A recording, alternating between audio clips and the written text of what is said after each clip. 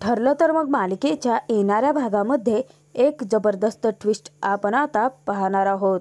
अखेर आता प्रियावर चाकूने हल्ला करून तिला मारून नक्की कोणाला काय मिळणार आहे व असा कोण व्यक्ती आहे की जो प्रियाच्या मागे लागला आहे आणि प्रियाला मारून त्याचा नक्की कोणता हेतू पूर्ण होणार आहे हे आपण या व्हिडिओमध्ये पाहणार आहोत। तर व्हिडिओ शेवटपर्यंत नक्की बघा। तर रविराजने आता प्रियाला खेचतच घरी गेलेले असतात आणि तिची चांगलीच खरडपट्टी काढलेली असते। तेव्हा आता प्रिया विचार करत असते की जेव्हा मी अर्जुन सायलीच्या कॉन्ट्रॅक्ट मॅरेजची फाईल हाती मिळवली होती तेव्हा तर ते फाईल त्यांच्याच कॉन्ट्रॅक्ट मॅरेजची होती आणि त्याच्यावरती त्या दोघांच्याही सह्या होत्या। मग ती फाईल अचानक गायब कशी काय झाली? तर तिकडे आता सायली अर्जुनला सांगत असते की आपण आपल्या कॉन्ट्रॅक्ट मॅरेजचं सत्य घरच्यांना सांगायचं का? तेव्हा अर्जुन त्याला नक्की कळतच नाही की सायली अचानक अशी का बोलते। सायली सांगते की प्रिया हात धुवून आपल्या मागे लागली आहे। आपल्या कॉन्ट्रॅक्ट मॅरेजचं सत्य सर्वांच्या समोर घेऊन येण्यासाठी प्रियाने केलेला हा दुसरा प्रयत्न होता। परंतु प्रत्येक वेळी आपण या संकटातून मार्ग काढू शकू असं प्रत्येक वेळ होणार तर नाहीये ना। आपल्याला आता असं गाफील होऊन चालणार नाही। सायली अर्जुनला सांगते, सर मला तर या गोष्टीची भीती वाटत आहे की ज्यावेळी आता आपल्या कॉन्ट्रॅक्ट मॅरेजचं सत्य घरच्या सर्वांना समजेल तेव्हा आपण त्यांचा विश्वासघात केला आहे हे त्यांच्या लक्षात आल्यानंतर त्यांना काय वाटेल? त्यांचा आपल्यावरती खूप विश्वास आहे। तर अर्जुन सायलीची समजूत घालतो। तो सांगतो की मिसेस सायली आपण कॉन्ट्रॅक्ट मॅरेजचे सत्य एक ना एक दिवस आपल्या घरच्यांना सांगणारच आहोत ना, परंतु त्याआधी मधुभाऊंना सोडणं इम्पॉर्टंट आहे। ज्या दिवशी मधुभाऊ सुटतील तेव्हा मग त्यावरती अर्जुन पुढे आता काहीच बोलत नाही। खरं तर अर्जुनला मधुभाऊंना लवकरात लवकर सोडवून आता सायलीला खऱ्या अर्थाने सुभेदारांची सून बनवून मानाने घरी आणायचं असतं। अर्जुन सायलीला प्रपोज करण्यापासून घाबरत असतो कारण त्याला वाटत असतं की सायली चिडली आणि ही गोष्ट जर सायलीला नाही आवडली तर ती आपल्याला कायमची सोडून जाऊ शकते। परंतु सायली सुद्धा ऑलरेडी अर्जुनच्या प्रेमात असते आणि दोघी एकमेकांचं प्रेम काही व्यक्तच करत नसतात। तर त्यानंतर अर्जुन सायली चैतन्य तिघे आता मधुभाऊंच्या केसविषयी चर्चा करत असतात। तेव्हा चैतन्य म्हणतो की अर्जुन आपल्याला लवकरात लवकर काहीतरी करावं लागेल, मधुभाऊंसाठी आपल्याला पुरावे गोळा करावे लागतील। तर त्यावरच आता अर्जुन सांगतो की आपण इतके दिवस किती सारे प्रयत्न केले परंतु त्या सगळ्या प्रयत्नांवरती त्या साक्षीने पाणी फिरवलं। तेव्हा आता चैतन्याला स्वतःला अपराधी असल्यासारखं वाटतं। तिथे चैतन्य स्वतःलाच दोष देतो आणि तो म्हणतो की हे सगळं काही माझ्यामुळेच घडतं आहे अर्जुन।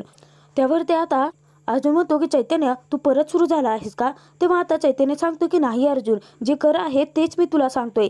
जर मी मूर्खासारखं त्या साक्षीच्या समोर तुमच्या कॉन्ट्रॅक्ट मॅरेजचं सत्य सांगितलं नसतं तर तिने ना ती गोष्ट प्रियाला सांगितली असती आणि ना प्रिया आता तुमच्या हात धुवून मागे लागली असते।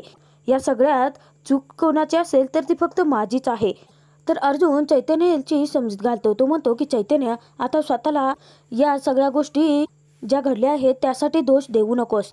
आपण पुढे काय करायचं याचा विचार करूया। त्यावर ते चैतन्य सांगतो की अर्जुन हे फक्त आता एकदाच घडलेलं नाही अरे, मी खूप मोठा मूर्खपणा केला आहे। म्हणजे ज्यावेळी आता तू प्रियासाठी एक जाळं तयार केलं होतं, तू आता वेगळ्या नंबरवरून वेगळ्या आवाजात प्रियाला फोन करून बोलावून घेतलं होतं।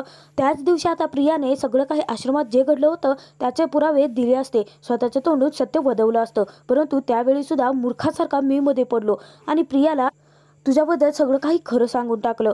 चैतन्य सांगतो की काय आहे ना, साक्षीने सगळं काही मला सांगितलं होतं। त्यानंतर मी स्वतःच आता प्रियाकडे आलो होतो गांडरमध्ये। प्रियाने अगदी त्याच दिवशी सगळं काही सत्य स्वतःच्या तोंडून वदवलेही असतं अर्जुन। परंतु गेले कित्येक वर्ष मी तुझ्यासोबत काम करत होतो ना, त्यामुळे ही चाल नक्की तुझीच असेल। हे प्रियाला अडकवण्यासाठी तू टाकलेले एक जाळं असेल असं मला वाटलं आणि त्या सगळ्यातून प्रियाला मी वाचवलं। ह्या सगळ्यामध्ये ना मी माथी काढली आहे। ही परिस्थिती जी तुमच्यावरती ओढवली आहे ना, या सगळ्या परिस्थितीला मी जबाबदार आहे। अर्जुन आता चैतन्याला सांगतो की काय आहे ना, गेले 1 वर्ष मी साक्षीच्या मागावरती आहे। मला साक्षीच्या तोंडून सत्य वदवून घ्यायचं होतं, परंतु साक्षी इतकी चालाक आणि हुशार मुलगी आहे ना की ती पुढची चाल कोणती खेळणार आहे याचा ठावठिकाणा लागू देत नाही। परंतु त्यानंतर जेव्हा साक्षीचा खरा चेहरा मी तुझ्या नजरेसमोर आणला होता त्यानंतर आपण एक झाले होतो आणि आता साक्षीला प्रेम प्रकरणामध्ये अडकवून त्यानंतर तिच्या तोंडून सत्य वदवण्याचा आपण खूप प्रयत्न केला, परंतु आपले सगळे प्लॅन फसले आहेत चैतन्य। साक्षी खरंच खूप हुशार मुलगी आहे। आपण गेले कित्येक वेळेस साक्षीच्या तोंडून सत्य वदवण्यासाठी किती अनेक मार्ग वापरले आहेत चैतन्य, तुलाही माहिती आहे। परंतु चैतन्य दरवेळेस ती साक्षी काही ना काही बनवाबनवी करते, खोटी लाडीलबाडी करते आणि प्रत्येक संकटातून ती सही सलामत सुटते। त्यावर ते आता अर्जुनला चैतन्य सांगतो की हो अर्जुन, तुझं सगळं काही बरोबर आहे आणि मी ज्यावेळी साक्षीसोबत प्रेमाचं नाटक केलं होतं ना, त्या दिवसापासून तर मला एक गोष्ट जाणवली आहे की साक्षी खूप चालाक मुलगी आहे आणि ती स्वतःच्या मनात नक्की आता सध्या काय चालू आहे हे कधीच कोणाला त्याचा ठावठिकाणा लागू देत नाही. या सगळ्यामध्ये जर आपण कोणाकडून सत्यवधून घेऊ शकत असलो तर ते प्रिया आहे. अरे ती खूप घाबरते अर्जुन, आणि तुला तर खरंच खूप घाबरते माहिती आहे का. तू असं थोडाफार असा रागाने किंवा आवाज चढवून जर बोलला ना तर ती आपोआपच सत्य वधवून टाकेल. तेव्हा आता अर्जुन सांगतो की नाही चैतन्य, आपण असेही खूप सारे प्रयत्न करून बघितले आहेत, परंतु प्रत्येक वेळेस खोटारडेपणा करून तन्वीने आपल्याला कोर्टासमोर खोटं पाडलं आहे. आता आपल्याला असा प्लॅन करावा लागेल की तो प्लॅन फसला नाही पाहिजे आणि तन्वीच्या तोंडून सत्यही वधलं पाहिजे. त्यावर ते आता सायली सांगते की अर्जुन सर, ह्या सगळ्या प्रकरणामध्ये तुमच्या एक गोष्ट लक्षात येते आहे का, म्हणजे आपण जेव्हा खोट्या फोन करून प्रियाला धमकी दिली होती तेव्हा प्रियावरती दबाव आला होता आणि घाबरून ती सगळं काही सत्य आपल्याला सांगायला निघाली होती. कदाचित याच मार्गाने आपण पुरावे मिळवू शकतो. सायली पुढे अर्जुन चैतन्यला सांगते की काय आहे ना, प्रिया लहानपणापासून माझ्यासोबत आश्रमातच होती, त्यामुळे प्रिया नक्की कशी मुलगी आहे हे मला चांगलेच माहिती आहे सर. जर प्रियाच्या मनामध्ये एखादी गोष्ट असेल आणि तिने जर चोरी वगैरे काही जरी केले असेल, तिला जर ते सत्य लपवायचं असेल ना, तर थोड्या वेगळ्या मार्गाने आपण सत्य वधवू शकतो. कारण प्रिया खरंच खूप भित्री मुलगी आहे. तिच्या मनात जर एका गोष्टीबाबत जर गिल्ट असेल ना तर तिच्या चेहऱ्यावरती ते साफ दिसतं. त्यावरती चैतन्य आता सांगतो की हो, सायली जे सांगते आहे ते आपल्याला ऐकावं लागेल अर्जुन, कारण लहानपणापासून प्रिया तिच्यासोबत आहे. म्हणजे आता प्रियाचा स्वभाव नक्की कसा असेल हे फक्त आपल्याला सायलीच सांगू शकते. तेव्हा आता सायली सांगते की सर, प्रियाने ज्या पद्धतीने आपल्या ऑफिसमध्ये केबिनमध्ये घुसून आपली कॉन्ट्रॅक्ट फाईल मिळवली होती ना, आता त्याच पद्धतीने त्याच मार्गाने आपल्याला प्रियाला धडा शिकवावा लागेल. अर्जुन तिथे आता चैतन्याला सांगतो की मिसेस सायली जे सांगत आहे ते अगदी बरोबर आहे. आपण आता एक वेगळी चाल खेळली पाहिजे. जी खेळी आता प्रियाने खेळली आहे तीच खेळी आपण वापरायची आणि असा डाव टाकायचा की डायरेक्ट प्रियाने आता सत्यच वधवलं पाहिजे. तर आता सायली अर्जुन चैतन्य तिघे मिळून असं भन्नाटाची प्लॅनिंग करतात आणि प्लॅनप्रमाणे अर्जुन आता वेश बदलून तोंडाला रुमाल बांधून एका गुंड टाईप वेशामध्ये रविराजांच्या घरी एंट्री घेतो.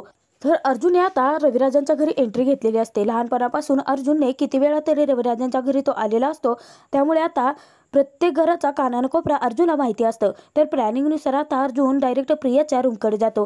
खिडकीतून तो प्रियाला पाहत असतो. तर प्रियाची खूप चिडचिड होत असते. प्रिया स्वतःशीच बडबड करत असते. त्या साक्षीवरती प्रिया खूप चिडलेली असते आणि त्यानंतर इकडे सायली अर्जुनची कॉन्ट्रॅक्ट फाईल तिच्या हातून निसटून गेलेली असते. त्यासाठी सुद्धा ती खूप वैतागलेली असते. तर त्यानंतर आता प्रियाला भनक लागते की आपल्याला खिडकीतून कोणीतरी पाहत आहे. तेव्हा आता प्रिया पटकन मागे वळून बघते तर अर्जुन आता जबरदस्त प्रियाच्या रूममध्ये एंट्री घेतो आणि गुंड टपोरी टाईपमध्ये अर्जुन प्रियाला चाकूचा धाक दाखवतो. प्रियाचं तोंड त्याने दाबून धरलेलं असतं. प्रिया खूप घाबरलेली असते. तेव्हा आता अर्जुन प्रियाला धमकी देत असतो. तर सायलीने ऑलरेडी अर्जुनला सांगितलेलं असतं की प्रिया तुमचा आवाज सहज ओळखू शकते, त्यामुळे सर थोडाफार आवाज बदला आणि त्यानंतर तुम्ही एक गुंड मवालीच वाटत आहात अशा वेशामध्ये तिथे प्रियाशी सुद्धा त्याच भाषेमध्ये बोला. तेव्हा आता अर्जुन प्रियाला चाकूचा धाक दाखवतो आणि त्यानंतर विचारतो की वात्सल्य आश्रम मर्डर केसशी तुमचा काय संबंध आहे हे आम्हाला चांगलंच माहिती आहे. खरं सांगा की वात्सल्य आश्रम मर्डर केस जे आहे त्यामध्ये नक्की खरा सूत्रधार कोण होता, खरा गुन्हेगार साक्षी शिकरे हीच होती ना. अर्जुन तिथे आता सांगतो तुम्हाला सत्य सगळं माहिती आहे, त्यामुळे पटकन आता ते सत्य माझ्यासमोर वधवा, नाहीतर मी तुमचा जीव सुद्धा घेऊ शकतो. तेव्हा प्रिया खूप घाबरून जाते आणि त्यानंतर प्रिया सांगते की हे बघा, या सगळ्या प्रकरणामध्ये माझ्या एकटीचा हात नाहीये. मी तुम्हाला सगळं काही जसं घडलं होतं तसं सांगते. काय आहे ना, साक्षी पार्टीतून आश्रमामध्ये तर आली होती, त्यानंतर मधवा विलास आणि तिच्यामध्ये बाचाबाची ही झालीच होती. मी जेवढं काही कोर्टामध्ये सांगितलं आहे ते सगळं काही खरं आहे, परंतु एक गोष्ट मी लपवली होती ती म्हणजे साक्षीनेच विलासचा खून केला आहे. म्हणजे साक्षीने काय स्वतःहून त्याला घाबरवत मधुभावना अडकवण्यासाठी तो खून केला नव्हता. बाचाबाचीमध्ये तिच्या हातून चोकून गोळी आता विलासला लागली होती आणि या सगळ्यातून प्रकरणातून सुटण्यासाठी साक्षीने मधुभावना अडकवलं आहे. परंतु माझ्यावरती विश्वास ठेवा, माझा यामध्ये काहीच हात नाही, कारण आता साक्षीला खून करताना मी पाहिलं होतं. ही गोष्ट साक्षीला माहिती आहे आणि जर आता ही गोष्ट बाहेर पडली आणि जर मी अडकले तर ती माझा जीवसुद्धा घेऊ शकते. तेव्हा आता अर्जुन प्रियाचं तोंड दाबतो आणि त्यानंतर विचारतो की तुम्ही सगळं खरंच सांगताय हे कशावरून? आतापर्यंत तुम्ही तर खोटी साक्ष देत आला होतात ना, मग असं का केलं? तेव्हा आता प्रिया सांगते की मी त्यावेळी खूप घाबरले होते. साक्षीने मला जीवे मारण्याची धमकी दिली होती आणि साक्षीने स्वतःला वाचवण्यासाठी ती गन मधुभाऊंच्या हाती टेकली होती आणि मधुभाऊंना तिनेच बेशुद्ध केलं होतं. तर साक्षी सगळा आळ आता प्रियाने तिच्यावरती ढकललेला असतो आणि स्वतः मात्र मोकळी झालेली असते. तर पुढे अर्जुन आता प्रियाला प्रश्न विचारतो की मग हे सगळं काही खोटं तुम्ही पूर्वी का नाही सांगितलं? तर अर्जुन सगळं काही बोलणं आता रेकॉर्ड करत असतो. प्रिया त्यावेळी सांगते की आतापर्यंत साक्षीच्या विरोधात जे जे उभे राहिले आहेत ना, त्या सगळ्यांचा साक्षीने काटा काढला आहे, त्यांचे जीव सुद्धा घेतले आहेत. मला स्वतःचा जीव गमवायचा नव्हता म्हणून साक्षीच्या बाजूने मी खोटी साक्ष दिली. अचानकपणे आता तिथे प्रियाला चक्कर आलेली असते. प्रिया आधीचीच खूप घाबरून गेलेली असते.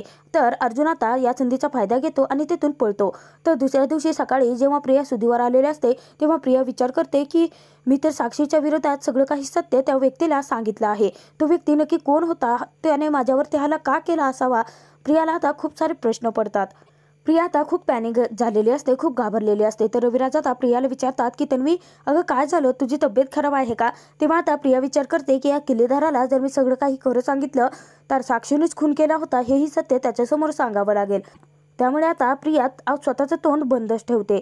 तर त्यानंतर सुमन सुद्धा आता विचारते की तन्वी, अगं काय झालं आहे सांग ना बाळा. त्यावरती आता प्रिया सांगते की काही नाही बाबा, माझ्या हातून काल रात्री जी चूक झाली होती ना, त्या चुकीसाठी मला खूप गिल्टी वाटत होतं आणि म्हणून माझी रात्रभर झोप झाली नाही. कदाचित त्यामुळे तुम्हाला तसं वाटत असेल. तर प्रिया आता खूप घाबरून गेलेली असते. प्रिया विचार करते की आता जर माझ्यावरती हल्ला झाला होता आणि त्यात मी साक्षीच्या विरोधात सत्य सांगितलं आहे, ही जर गोष्ट साक्षीला कळले तर ती लगेचच माझा जीव घेऊ शकते. प्रियाला पुढे काय करावं हेच सुचत नसतं. तर इकडे अर्जुन आता खूप मोठा पुरावा मिळवलेला असतो. तेव्हा आता सायली तिथे अर्जुनला सांगते की सर, मी म्हणाले होते ना की प्रिया खरंच खूप नीच पातळीला उतरलेली मुलगी आहे. या सगळ्यामध्ये ती साक्षीची साथ देते हे आपल्याला माहिती होतं, परंतु हा पुरावा आपण जर कोर्टात सादर केला ना तर बघा, कोर्टाकडून आता मधुभाऊंना निर्दोष ठरवलं जाईल आणि त्या गुन्हेगार साक्षीला शिक्षा. तर सायली तिथे आता शांत बसते. तेव्हा अर्जुन विचारतो की काय झालं मिसेस सायली? ते आता सायली सांगते की काही लोक किती वाईट विचारांचे असू शकतात का हो सर? म्हणजे बघा, लहानपणापासून ज्या मधुभाऊंनी आईवडिलांचं प्रेम दिलं, त्यांनी ज्या मुलीला सांभाळलं, त्याच मुलीने मधुभाऊंना एवढ्या मोठ्या प्रकरणामध्ये अडकवलं. परंतु नाही, प्रियाला तिच्या गुन्ह्यांची, तिच्या पापांची शिक्षा ही मी देणार. अर्जुन आता मधुभाऊंची तारीख मागून घेत हा पुरावा कोर्टामध्ये कसा सादर करणार व या पुराव्याच्या आधारे आता मधुभाऊ निर्दोष सुटून साक्षी प्रियाला शिक्षा होणार का हे पाहणं खूपच मनोरंजक ठरणार.